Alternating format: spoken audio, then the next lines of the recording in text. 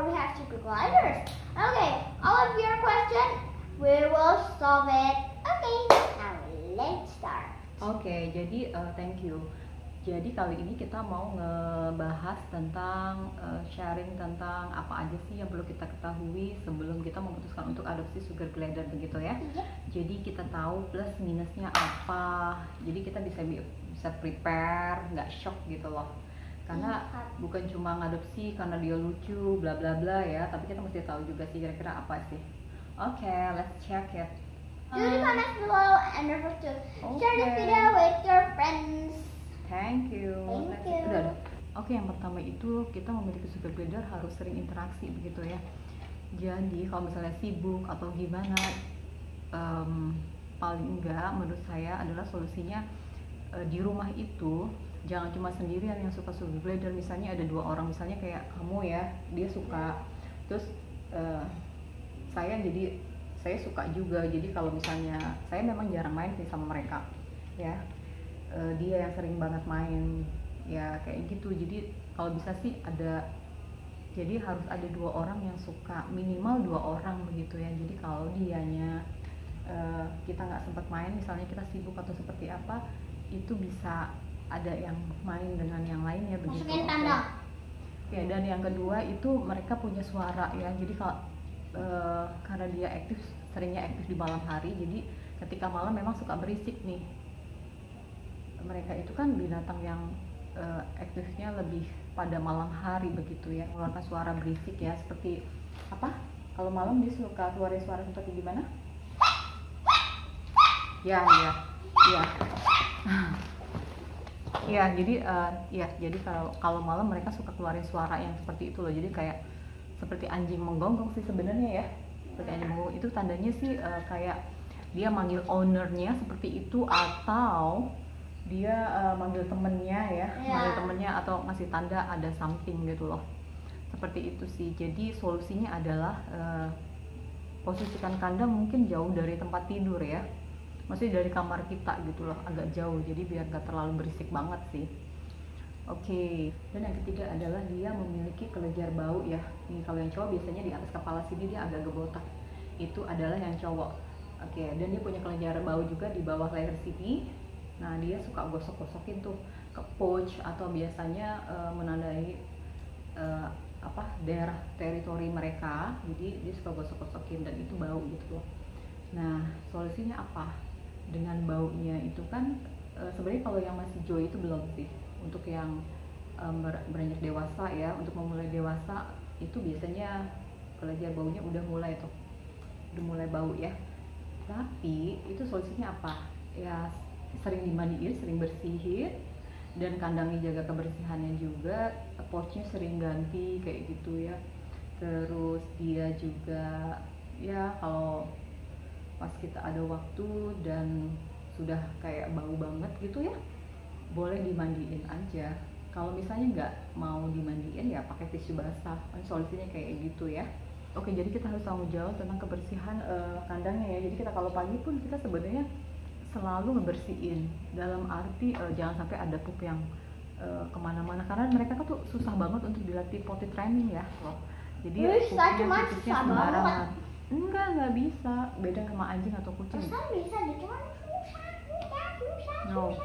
Jadi mereka itu nggak bisa dilatih untuk potty training loh. Oh, baby, ya tuh udah tuh deh. Sometimes mereka juga pipis sembarangan nih, lihatnya. Tuh. Jadi memang ini salah satunya juga ya, salah satu plus minusnya. Jadi sakit dong. Sorry guys, this is so weird. Ya, sometimes dia kayak gini. Jadi kita mesti siap juga ya. Boy, kami set boy. Ayo boy. Ambil dong boynya. Oh my god. Ya udah taruh Nih ya, salah satunya. Boleh gak guys taruh di kandang? Ya boleh lah. Nih mereka kadang sometimes bisa pipis sembarangan, tau gak sih? Kita suka nih, siapin tisu kayak gini. Iya, memang dia beda sih. Buat ke mama. Beda sama anjing atau kucing ya. Mereka itu beda sama anjing atau kucing yang bisa kita bisa di potty training gitu loh. Ini enggak. Jadi dia kayak gitulah. Mesti sabar. Oke, and number 4 yaitu dia menggigit ya. Walaupun dia udah jinak, tapi nggak ada yang jinak 100% ya. Basically mereka kan binatang, jadi sometimes dia juga gigit kita gitu. Jadi kalau memutuskan untuk punya sugar glider, kita siap-siap digigit juga, tapi bukan berarti oh serem banget ya, enggak sih, karena kalau dia udah jinak juga nggak terlalu sering gitu loh, kecuali mungkin dia nggak nyaman kayak gitu aja sih kalau marah gitu.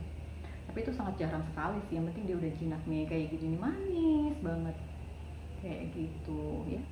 Oke, jadi sugar itu kan menggigit, jadi solusinya apa? Solusinya adalah sebisa mungkin membuat mereka tuh nyaman, jangan sampai kayak digangguin, nggak nyaman kayak gitu, dia bisa galak gitu loh. Kalau digangguin merasa nggak nyaman, dia otomatis dia jadi gigit gitu loh. Oke, jadi intinya bikin mereka nyaman begitu. Yang berikutnya adalah dia suka nyakar nih kalau nggak digunting kukunya. Kalau digunting sih it's okay, mereka akan lebih nyaman ya ketika jalan-jalan ke kita ya kalau digunting gitu loh. Tapi berhubung kalau digunting itu kan dia agak susah ya, karena struktur kukunya memang berbeda dengan kita gitu, yang lebih gampang dia ada dagingnya gitu kan, jadi mesti hati-hati banget, dan itu cepet banget panjang, jadi sometimes kita jadi males gitu. Ya solusinya adalah itu aja, pakai baju panjang ya, pakai baju panjang. Asal jangan, kadang-kadang kalau bahannya kayak tipis banget kayak bahan gini-gini tuh dia masih bisa. Ya dia masih agak nembus, jadi yang agak tebel. Kalau misalnya kita ke muka, kadang saya suka pakai topi kayak gitu. Kalau ke muka ya, kalau misalnya dia takut terbang ke muka, kita mesti pakai topi, terus tangan gitu kan. Topi mendingan topeng guys. Jadi kayak itu sih solusinya, biar gak dicakarin, pakai aja lengan panjang atau jaket jeans like that, itu better sih. Jadi kita lebih aman kan, dia misalnya jalan-jalan kayak gitu sih. Jadi nggak usah takut juga sama cakarannya. Oke, dan yang berikutnya adalah kita mesti tanggung jawab kan tentang asupan gizi makanan mereka gitu loh. Ya itu sih udah pastilah, binatang apapun pasti kan ya harus tanggung jawab dengan makanan mereka. Dan yang sebenarnya kebutuhan mereka ya, nggak cuma makanan. Jadi yang sebenarnya yang paling primer itu adalah kandang, makanan ya, terus pouch. Karena mereka sebenarnya tuh masuk ke pouch agak gelap gitu loh. Basically mereka binatang malam, jadi suka gelap tuh, ya kan? Jadi pouch, kandang, sama makanan, minum, itu paling sih primernya yang itu. Kalau yang lain-lain sih kayak main-main, buat mainan-mainan itu ya optional ya. Gitu aja sih. Tanggung jawab untuk membersihkan kandang itu menurut saya perlu banget. Jadi jangan sampai kita udah jangan sampai kita udah adopsi mereka tapi kita nggak ngurusin kebersihan kandangnya, cuekin kayak gitu. Jadi jangan deh. Jadi kandang itu kita harus bersihin rajin ya, harus care juga tentang kebersihannya, kandangnya, pouchnya, seperti itu. Oke, itu versi saya, semoga membantu. Jadi siap nggak nih punya sugar glider kayak gitu? Okay guys, I think it's all for today. Thanks so much for watching, and if you want to